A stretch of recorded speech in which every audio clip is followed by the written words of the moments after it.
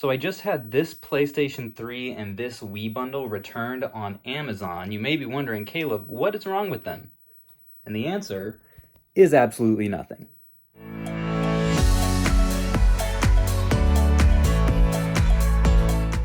So I've been having a bit of a rough afternoon in resale land today. I'm dealing with I think 3 or 4 returns simultaneously right now. What I just showed you were 2 of them. One of them, I just got a message, a notification today saying that someone's returning a Wii with Wii Sports that I sold for $147. Not because it's defective or anything, but the reason they stated was no longer want. So with Amazon's hassle-free returns, you're allowed to do that within 30 days. I don't think that you can change in your settings, even if you're merchant fulfilling, whether or not you're accepting returns. So, that just kind of comes with the territory, and unfortunately some people will abuse it and will use it basically to, play it for a week and then send it back. So those are always a bummer to receive, because I think if they state that as the reason and not that it's defective, they do have to pay for return shipping. So I at least won't be out that, but it's always a pain to get it and retest it and relist it and all that. And then what I just showed you, the PlayStation 3, the guy sent me a message and said, hey, I got this, and right away it wasn't ejecting. He called it an out-of-the-box failure and was asking, hey, it's telling me that I need to pay for return shipping. This is an outrage. This thing doesn't even work and it ate my disc. How am I going to get it back? And so I was very nice. I'm always very courteous with customers. I said, hey man, I'm really sorry for the inconvenience. Send it back to me. I will, if it's broken, I'll refund you for the shipping. If I can't get the disc out, I'll reimburse you for the disc, and, the whole 9 yards. Was feeling kind of bad about his bad experience, but I got it back today and realized, what do you know, it's completely functional. Like, I plugged it in, pressed eject, nothing happened. I was like, ooh, that's not good. So I tried inserting another disc. It went in just fine. Ejected it came out just fine. I tried playing one, it played just fine. So that's just kind of, returns and buyers like that, dishonest people, are kind of the ugly side of reselling that I think some people talk about a lot, and they talk about too much, and other people kind of just brush past. I don't like to fixate on that too much on my channel. I like to keep it mostly optimistic and mostly positive, because I think the age that we are living in right now is just one of unprecedented opportunity. And, I'm really excited about it day to day, but I also want to be honest and don't want to paint everything too rosily. So I wanted to let you guys know this is a bit of a downer afternoon for me in terms of returns and customer interactions. The other one that I just got, also tested it. It works just fine. I'm hoping, I need to double check to see that customer did not list it as defective, because I may have to dispute that if they did. But, in one weekend, that's like, $500+ worth of sales that are now getting reimbursed that I have to redo. And I don't think they'll take long to sell again. And hopefully the next buyers will be a little bit more honest. But, I want to be upfront about that kind of stuff with you guys, because it does happen and it does really suck when it does. So, but enough about that. I also had some solid sales this weekend. Oh, the other couple bad things that happened, I'm just going to gripe a little bit more for you guys. One is, I just posted on Instagram, I had a guy who bought a VIN locked, I don't even know, it's some sort of a car tool part thing, said VIN locked in the title. I honestly don't know a lot about it. Messaged me a day later, luckily before I had shipped it, and saying, is this VIN locked? If so, I don't want it. So gonna be canceling that order. And then I also had a $500 online arbitrage order. Something that I paid $360 for. It was like a limited release kind of a thing, that I was really stoked about. And then a day later, I got an email from eBay saying that this was an untrustworthy buyer. So I'm gonna have to cancel that one too. It's probably a scammer. The email said that apparently they don't actually have an eBay account, which didn't make sense to me because they had a username and everything. So I'm not really sure what that means. If anybody knows, please let me know in the comments. but they did have 0 feedback, so you know, it was kind of a no-brainer. I was a little bit on the fence about accepting their offer, even though it was a good, you know, a reasonable offer in the first place, because it was such a large transaction and they had 0 feedback. But now after that email, it's definitely going to be a cancellation. So I'm getting hit hard with the cancellations, with the returns this weekend, but in this kind of economic climate, I think that's somewhat to be expected, and especially since sales have been so good for me recently with electronics, with video games, stuff's been flipping really fast. You have to expect a little bit of an uptick in the negative side along with the positive. But all that said, now let's get into the good stuff that happened this weekend and pull some orders. So I don't know if I've actually showed this before, but I actually have 2 sheds. This is where most of my inventory is. I've got one there, that's a permanent one. And then one here that I actually built in August with my bare hands. It's just like a plastic one that I am disproportionately proud of. But this is where I got all of my stuff. So if you ever hear me talk about my sheds, they are it. So I had a few things sell out of here. First one is a Ping G10. I think this is it right here. This sold for $35 plus shipping. It was on sale from $44. I sold Rapunzel and, oh, bye-bye. And her horsey. Oh, I know he has a name. I don't know it. I sold Rapunzel and Rainbow Dash for $15. Not going to make a whole lot on those, honestly, but nice to get them out because I did have free shipping on it, so that'll probably be like $8. 2 more of these face powders for $24 with free shipping. And then we've got 2 pairs of shoes. First one is a pair of nice little Jordan 3 retros. Those sold for $55 plus shipping. Then we have a pair of Brooks that sold for $31 plus shipping. Been sitting on these a while. They have really nice tread, in great shape, and yeah, happy to see them go. Then as far as what I paid for this stuff, I believe these were maybe like $7 at a thrift store. These figures, or these stuffed animals, were $1 a piece. These I think I paid like $16 for at a yard sale. Those I paid like pennies for. I bought them in a lot of way too much makeup.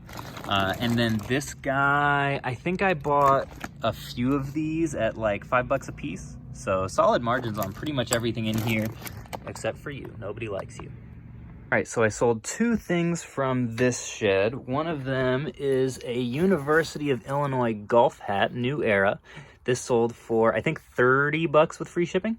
And also this was free from my grandma, so thanks, Grandma. Well, that was not supposed to happen. Just knocked that guy over like a big doofus. But the other thing I sold, here it is a pair of overalls. I just got this bag of clothing listed. You know that I'm desperate for inventory when I'm listing clothing. But this pair of overalls just sold for $32 plus shipping. And it was free from my mom because she didn't want them anymore. All right, so I had a few good sales from inside. Starting out with this.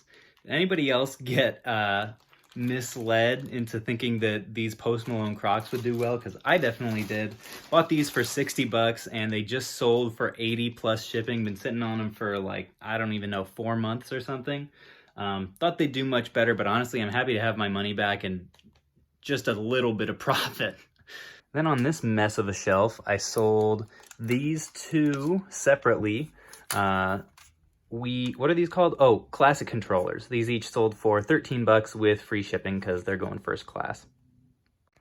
Then my final sale of the day, I'm getting rid of Tom Clancy's Division 2 for $9.99 with free shipping. Well, pulling those orders sure got me in a better mood. Let's get them packed up, shall we? Well, I did not end up packing up orders last night. It's now Monday morning, and I had 2 more solid eBay orders come in overnight, so I'm going to get those pulled and show you guys what they were. So the first one is this Halo Edition Xbox 360 with a white controller. Didn't list it on Amazon because it's technically not complete, and I don't like doing that. Anytime I sell Xboxes, specifically 360s, I'm always kind of extra worried about returns because, I don't know, I get them a lot. I don't know if I just like suck at testing them or what the deal is, but gonna be packing that guy up. It sold for $70 plus shipping, which is nice. It's real heavy, so you know shipping is gonna be pretty substantial on it, but we'll definitely be happy to get this out of my shed. Then finally, my last sale, and probably my best one, is this Canal Street cutlery knife. Got this also for free from my grandma, so thank you, Grandma. And this one was probably my best sale, actually. Had it listed for a month or two at $170. Didn't have any bites that way. It's got everything in there. I won't actually take it out, but just had somebody offer $150 plus shipping, and I took it. All right, now it's time to get packing.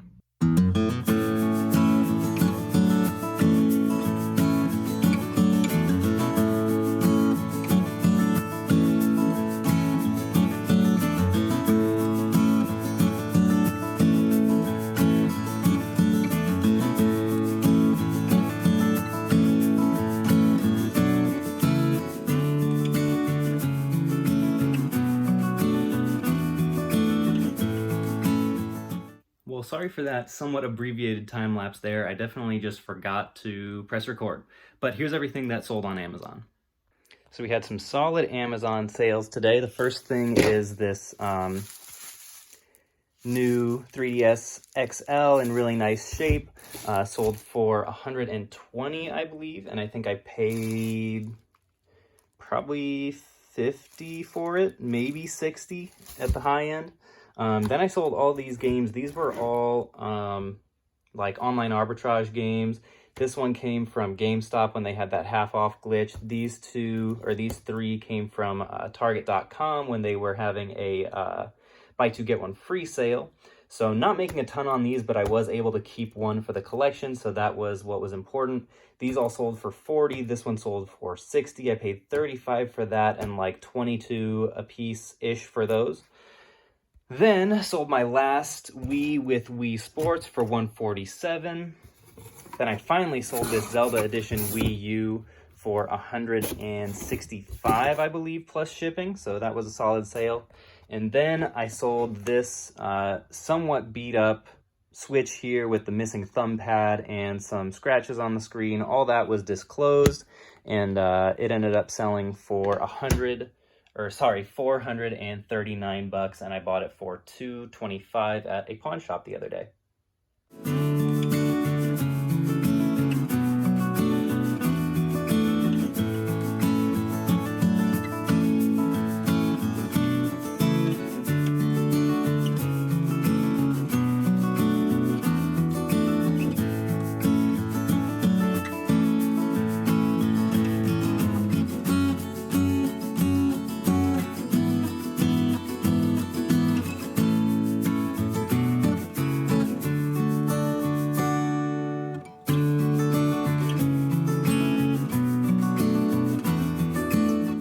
All right, well, I got all the packages packed up and shipped out, so that feels really good.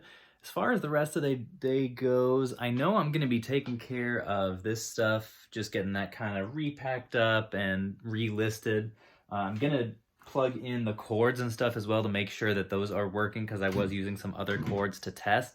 But yeah, besides that, if you guys didn't notice, the big trend with my Amazon orders today was nothing from GameStop. So I'm not sure what I'm going to do with those, honestly. I had someone comment on the last video saying that apparently GameStop is notorious for like blocking buyers and shutting down like pro member accounts when they get like too many returns, if they get the sense that you are a reseller. So I don't know if I'm going to return these or just try to break even on them. I may return the two that don't really look that good and keep the one that's in very good condition and, you know, hopefully make a little bit on that. We'll see. But I did go ahead and I was going to get 3 more in the mail. I went ahead and checked the status on that, and it turns out it was still in progress. They were still waiting on inventory to come in. So I'm actually just going to go ahead and cancel that one and, you know, chalk that one up to a lesson learned. But hopefully, at least you guys may have learned something from that as well. That said, GameStop arbitrage is still very much possible. You just have to wait for the right deal. And it's much easier if you are able to sell on Amazon. For example, I think when they had their buy two get two sale, I spent like $2,000 online right after Christmas, and almost all that stuff sold really well, sold quick, and doubled my money on a lot of stuff that way. But I am going to have to be a bit more selective than, you know, what I did with these guys going forward. So anyway, thank you guys as always for watching. Don't forget to like and sub if you haven't, and I will catch you all on the flip.